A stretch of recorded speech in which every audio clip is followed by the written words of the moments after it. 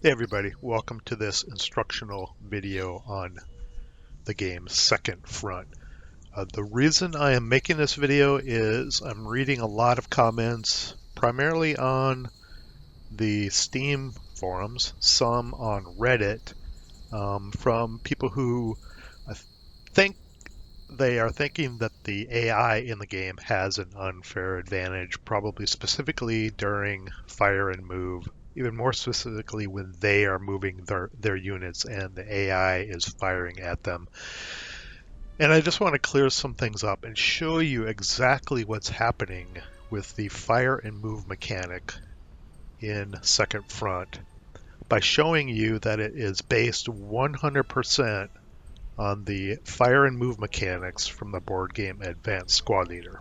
I'm going to detail and break it down how that system works, how you can take advantage of it, and how you can sort of manipulate the AI into doing what you want it to do, or at least preventing it from what it thinks it wants to do. Now, let me jump into first, show you what defensive fire principles look like in Advanced Squad Leader. And I make tutorials for that board game system on my main channel. That's what my main YouTube channel is about Advanced Squad Leader. But I'm making some videos about Second Front for ASL players who might be interested in the game, and for Second Front players who might be interested to know what exactly is going on behind their keyboard and behind their monitor with the mechanics of the gameplay. So this is what defensive fire looks like in Advanced Squad Leader. There are several parts to it. There's the part in green, which happens only when you're moving units, and then there's a part in purple, which happens after all units are done moving. I think in Second Front it's just called the fire phase, and that's after you've moved everything and you hit the next phase button, it goes to the fire phase, and the defending player, the AI, gets to fire anything remaining back at you. That's what the purple box is. But let's focus on the green box first. The movement phase, when you actually are moving your units around. There are several types of fire that the AI can do. The first one is called, in ASL, is called defensive first fire. It has no name in Second Front. It's just called firing. And the AI can fire any of its units against any of your units that it can see as they're expending movement points, moving in their line of sight. They can't shoot at a unit unless it moves. And if you move one of your units into a hex that contains a non-moving unit and you get fired on there, it's only going to affect the unit that is moving, not the unit that is there, that's being run through by the unit moving. Okay, the second part of defensive fire in Advanced Squad Leader and Second Front is called subsequent first fire. That's a follow-on attack that the defender can do versus moving units. But there is a caveat to that. It can only fire at half firepower, and it can only fire versus units that are closer to any units in its line of sight or at equal distance. And I'll show you exactly how that works and how you can use that to your advantage. Then finally, in ASL, Advanced Squad Leader, there is Final Protective Fire. I have verified this is not in Second Front, so you can ignore bullet 3.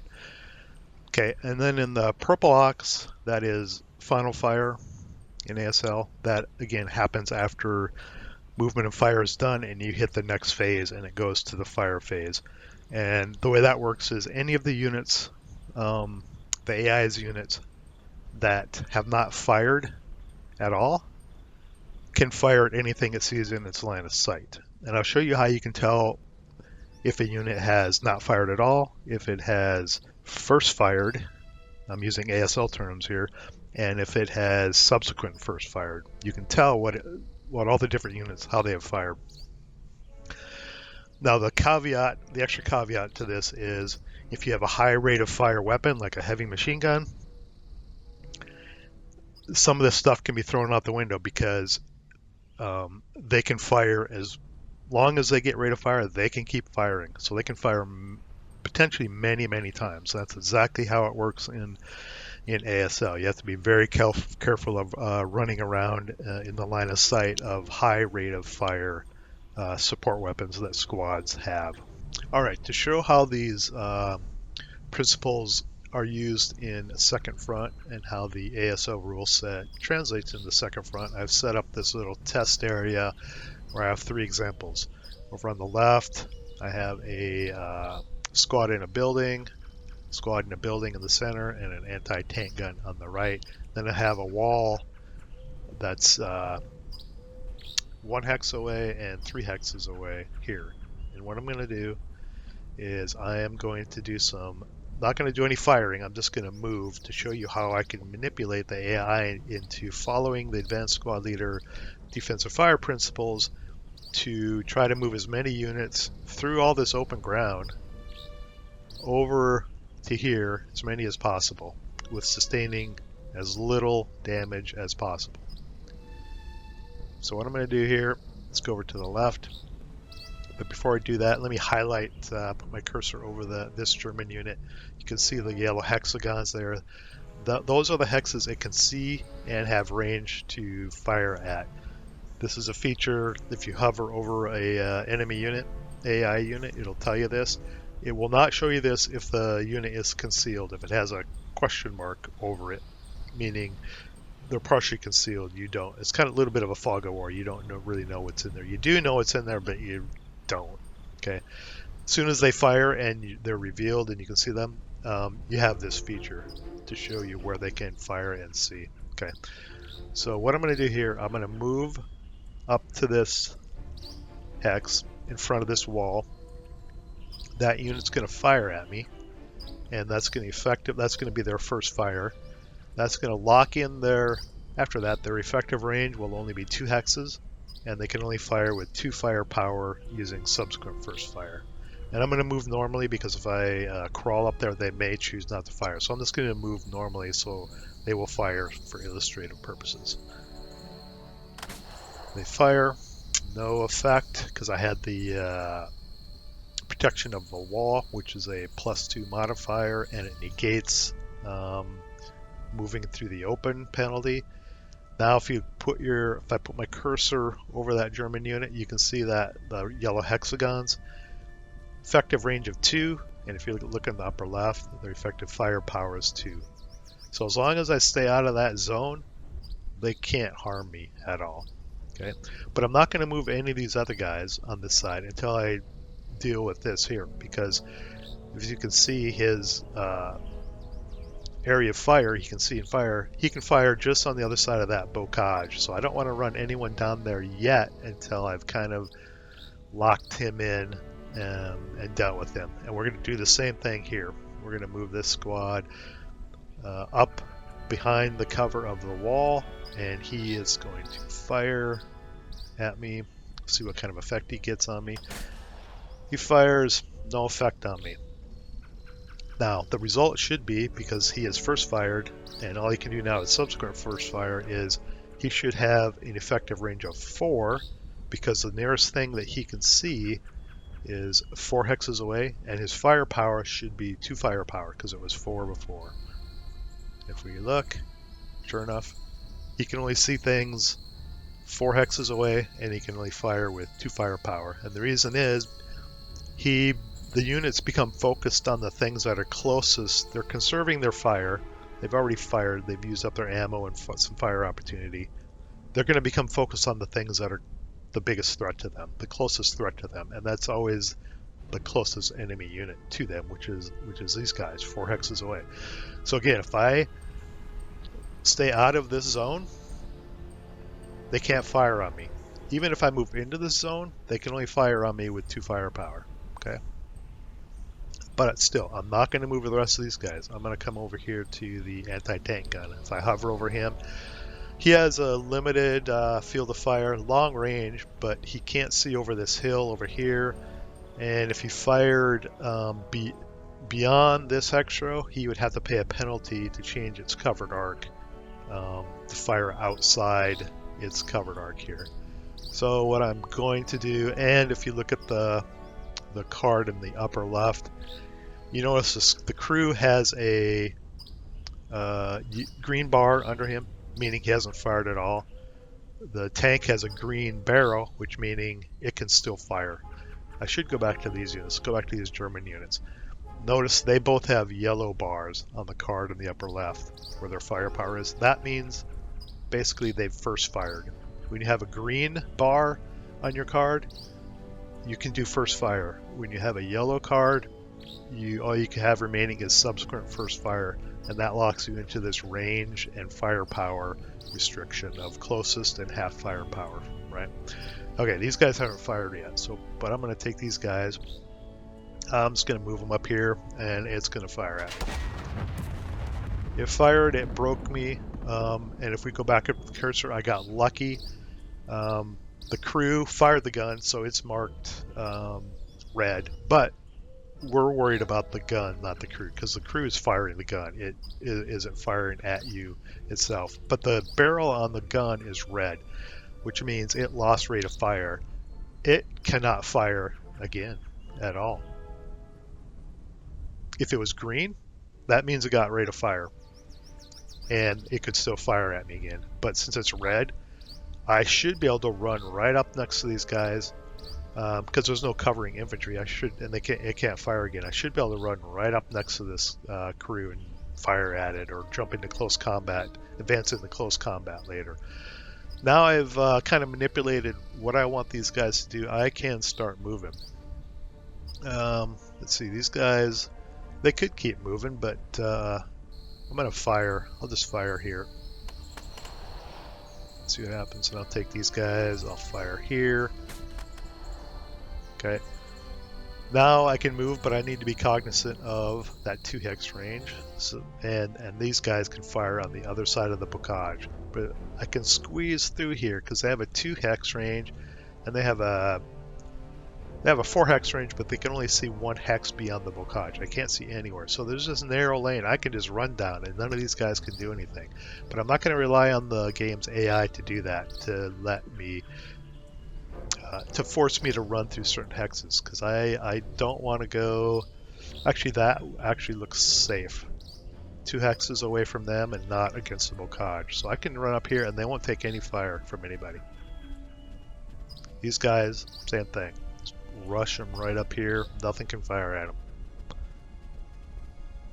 Even though these guys still have opportunity to fire, technically, they're locked in. They're focused on. These guys can't see him running on the other side. If they saw him here, they'd go, oh crap, see those guys on the other side of the bocage? Fire! They're closer. They're getting close to us. But they don't see that. They're focused on these guys here. They're the closest thing they can see. Same with these guys on the left, this squad. They're focused on these guys. These guys are further away and they're running away from them. They're kind of not going to focus on them. This squad. Okay, I could take a risk and just run out here and take 2 firepower. But first I'm gonna run these guys right up the edge here. No fire. He can't fire at me.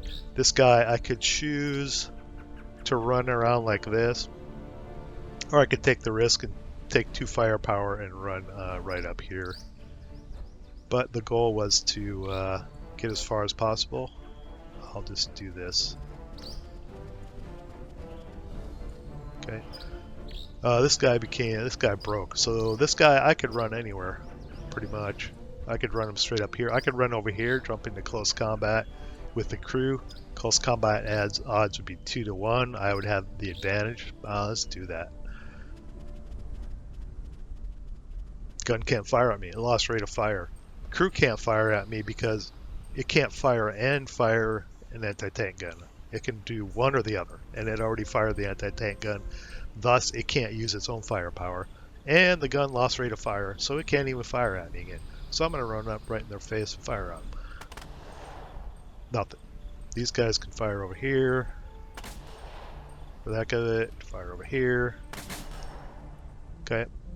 Now, I'm going to go to the next phase, which is the fire phase for the Germans. And if you remember from the summary here, all they can do is subsequent first fire. But in their fire phase, when I hit next phase, subsequent first fire is only eligible for moving targets. Nothing's going to be moving in their fire phase. I'm done moving. They can't fire anything. See, all their bars went to red. They have no other fire opportunities to go. So I just other than these guys breaking, I'm totally manipulated the AI's ability to fire at me and controlled it, and essentially moved a platoon and a half of units all the way up the board across open ground. Again, idealized situation, but I think you get the idea of how you can manipulate the AI. Let's advance. Let's just get these guys moving forward. I'll leave these guys behind the wall for that, but I'm going to jump into close combat here. I have an 83% chance to win, 42. We're done. Let's see if I win.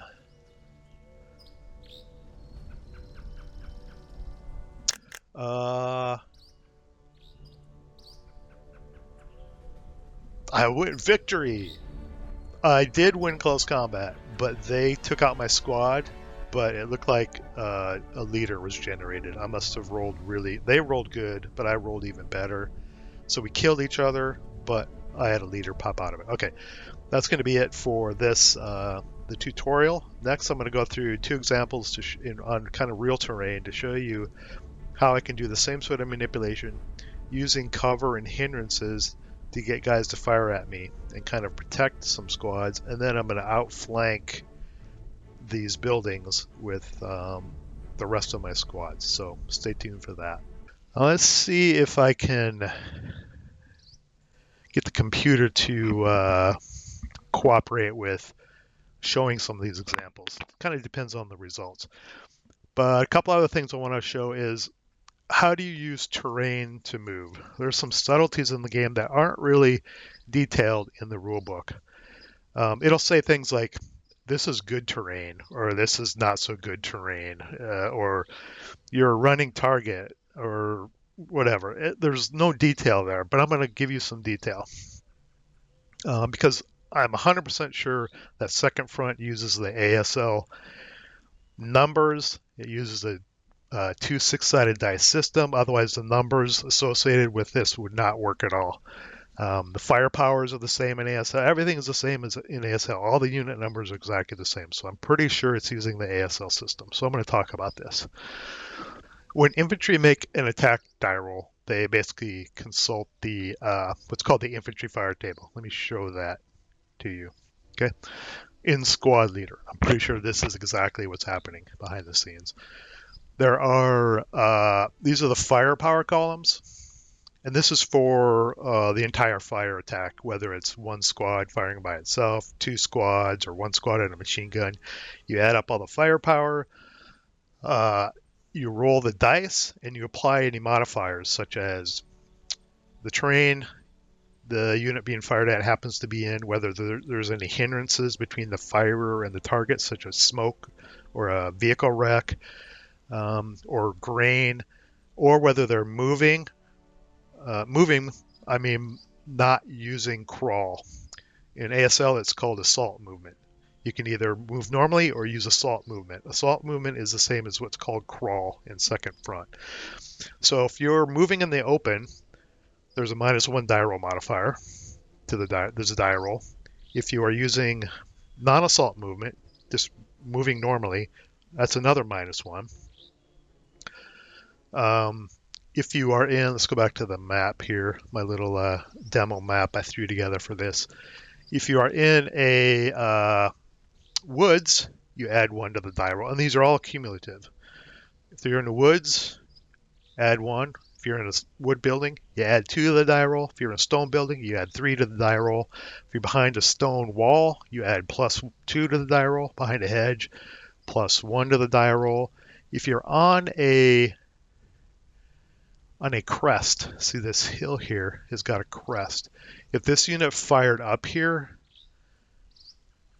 that unit gets a +1 height advantage along that crest. If this unit runs along this crest, the moving in the open -1 modifier is negated because it acts as a hindrance. Any hindrance in the game, firing through wheat, firing through smoke, negates the moving in open ground penalty of the -1. A lot of things will negate moving in the open. One of them is running along a crest. Furthermore, if these units ran back here, none of these enemy German units could even fire on it. They can't see back there. They don't have what's called a height advantage. It's baked. You don't see that until they actually fire at you or not. You just have to kind of know that. But you have to view terrain in this game as stepped kind of tabletops, right? They're not like smooth, continuous thing. They're stepped tabletops. So a one-story building is equal to one height. Level one hill is a height of one.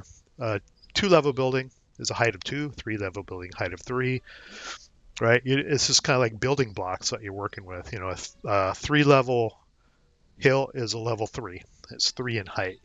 So when you move away from this crest line, these guys cannot see you. I can run around here all day and they can't even fire at me. In fact, I'll do that. I'll move back here. They can't see me back there. If I move back up here, you can see this icon here. That means I'm using regular movement, non-assault movement.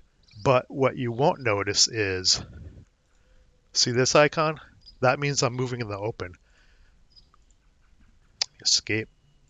These guys, when they move up here, you don't get that icon because the crest line, because it acts as a hindrance, they can't see. Some of your units might be just over that crest line.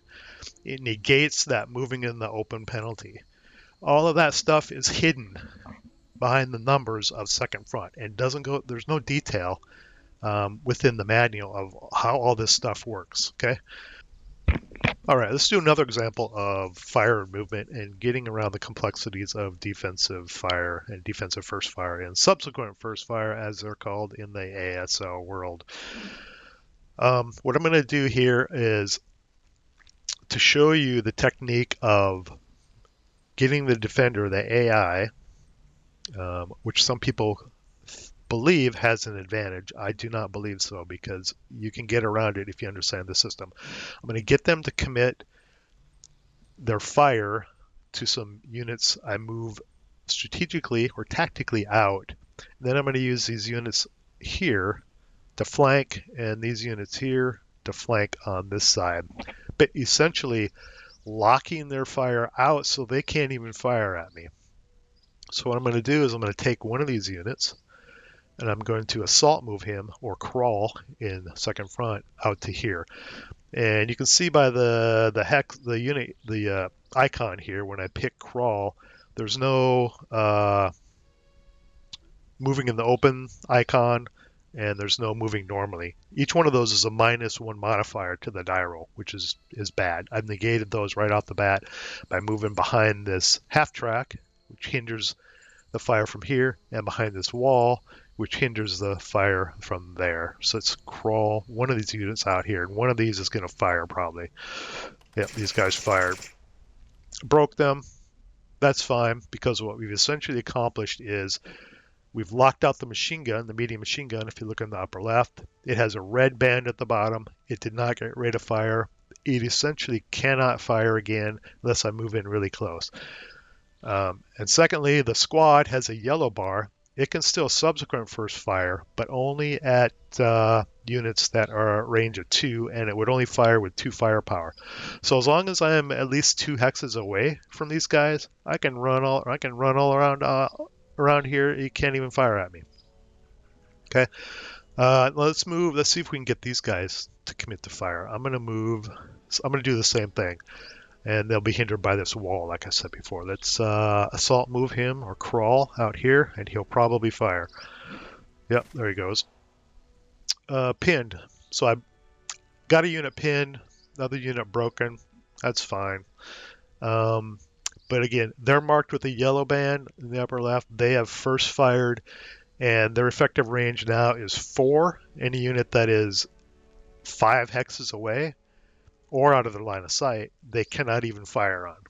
So I've essentially uh, negated these units' ability to fire um, as long as I don't get that close to them. So let me fire these guys. I'm just going to fire, what's my range? I have a range of 12, but I'm pinned. So I moved and I'm pinned, so my firepower gets reduced even more. It goes from 6 to 3 for moving, and then because I'm pinned, it goes from 3 to 1.5. You can kind of see that. It looks like a half of one of those red icons. So my firepower, because I moved and became pinned, basically got cut by 1/4. So this isn't going to do anything. I have a 3% chance. I'll fire over here. 3% chance to potentially get anything. Nothing. Okay. These guys are way out of range of these guys. As long as I stay, if I don't get within 2 hexes, medium machine gun is kaput. Can't fire really at me. If I go there, I'll be fired on. I can just run. I can even run down here in the open. I don't need to take advantage of this crest line negating moving in the open. I don't need to even run along here. I can come around like this if I want. Although if I go there, I believe, yeah, he'll fire on me if I go there. So I'm gonna go to here, and those hexes I move through are safe. They're out of the range of 2, but let me do this manually, because you can move 1 hex at a time manually if you don't like the way the second front AI is going to move you. Now, I don't have enough new movement points to get into the woods, so I'll stop there. If I go there, I'll get fired on. If I go there, I'll get fired on. So I'm just going to advance into there. I won't go that far, but I can advance into there later. And then these guys, like I checked before from here, check line of sight. Yeah, that's clear. That's at 5 hexes. Sorry, that's blocked. That's blocked. And this is a 5 hex. So if I take this squad, I can literally just run him down here and he can't even fire. Same with this squad. If I go there, he'll be fired on. If I go there, he can't be fired on because that is blocked. So, but I can take a circuitous route. Like again, not letting the second front AI move for me. I'm just going to do it manually. And then come down here. These guys, I can, well, let's see, what can I do?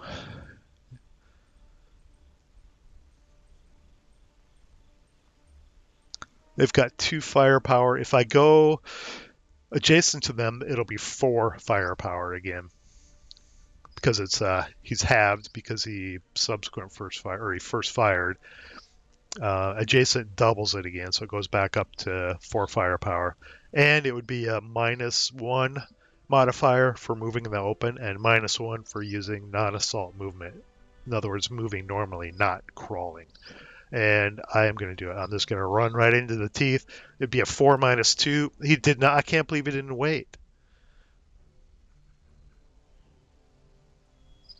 That's the way it would work in ASL. If I was playing the board game and I ran down this hill, the opponent doesn't know I'm going to go adjacent. He's maybe going to take the best opportunity to fire, assuming I'm not going to run adjacent. That's probably why it fired there. But it might have waited. Now it's locked out. It's red. It can't fire again. And like I showed in the first part of the video, I don't think final protective fire is in the game. So I'm just gonna go here. I'm gonna fire on these guys. See what happens. Yeah, nothing. Okay, that's it. I think I did 2 examples to show you how, at a simple level, you can use the ASL system, knowledge of the ASL system, and movement and defensive fire mechanics to take advantage of moving against the defender in second front. If you have any questions, please post them below. If you think it's helpful, give me a thumbs up, and I'll see you in the next second front video.